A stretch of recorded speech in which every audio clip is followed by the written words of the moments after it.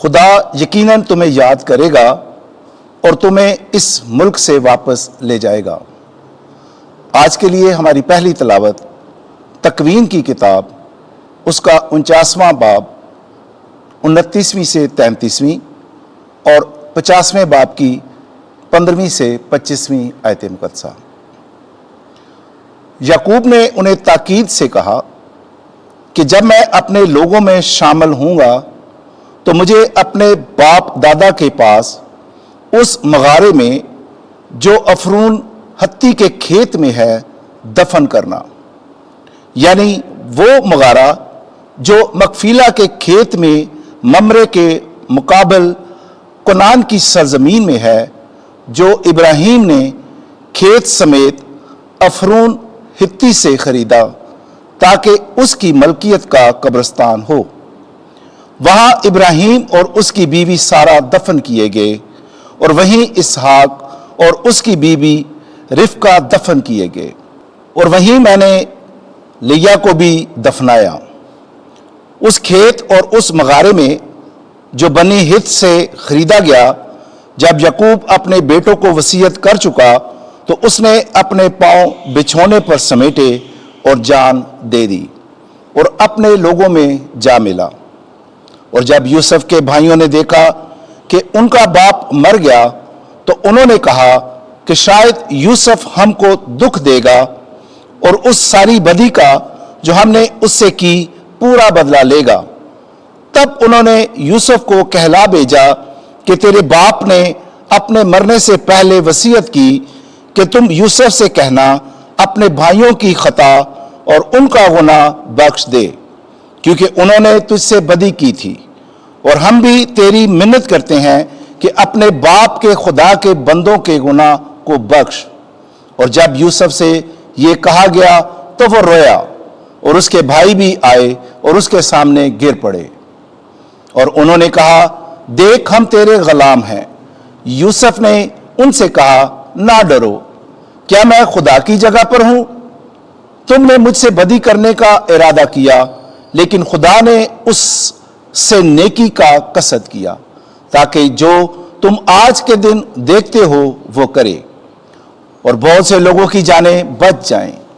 اور اب تم نہ ڈرو، میں تمہاری اور تمہارے لڑکوں کی پرورش کروں گا۔ اور اس نے ان کو تسلی دی اور ان سے نرمی اور مہربانی سے باتیں کی۔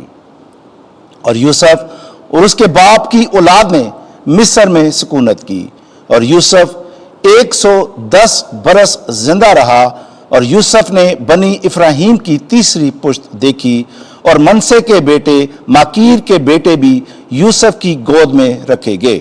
اور یوسف نے اپنے بھائیوں سے کہا میں قریب مرگ ہوں، اور خدا یقیناً تم کو یاد کرے گا اور تم کو اس سرزمین سے اس سرزمین میں جس کی بابت اس نے ابراہیم اور اسحاق اور یعقوب سے قسم کھائی لے جائے گا۔ اور یوسف نے بنی اسرائیل سے قسم لے کر کہا خدا یقیناً تم کو یاد کرے گا اور تم میری ہڈیوں کو یہاں سے لے جانا۔ پاک کلام کے پڑھے جانے اور سنے جانے پر خداوند کی برکت ہو۔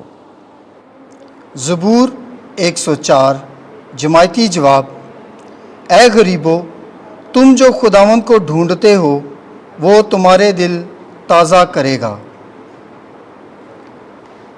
ہلیلویا، خداوند کا شکر کرو، اس کے نام کو پکارو، قوموں میں اس کے کاموں کا بیان کرو، اس کا گیت گاؤ، اس کی حمد سناؤ، اس کے تمام عجائبات کا چرچا کرو۔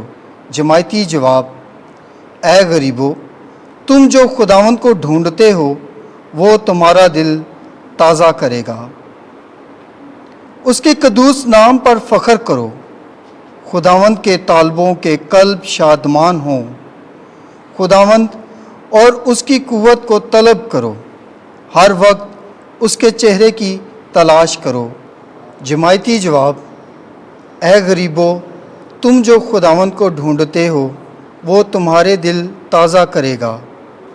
اے اس کے بندے ابراہیم کی نسل، اے اس کے برگزیدے یعقوب کی اولاد، وہی خداوند ہمارا خدا ہے۔ تمام زمین پر اس کی قضائیں مروج ہیں۔ جماعتی جواب: اے غریبو، تم جو خداوند کو ڈھونڈتے ہو وہ تمہارے دل تازہ کرے گا۔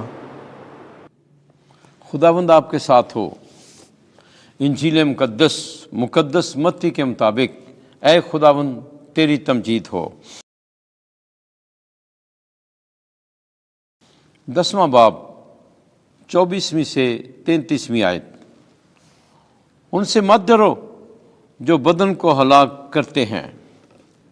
ایک دن یسوع نے اپنے 12 رسولوں کو یہ ہدایت کی، شاگرد اپنے استاد سے بڑا نہیں ہوتا اور نہ غلام اپنے آقا سے۔